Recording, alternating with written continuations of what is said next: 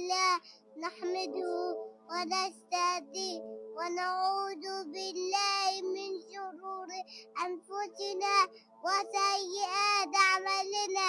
من يهد الله فلا مضل له ومن يضلل فلا هادي له.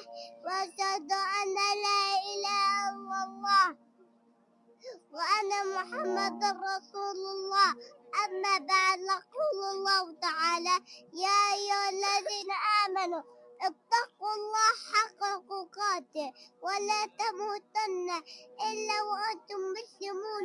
يقول النبي صلى الله عليه وسلم: اتق الله حيثما كنت وأتبع السيئة حسنة تمحها وخالق الناس بالقرح.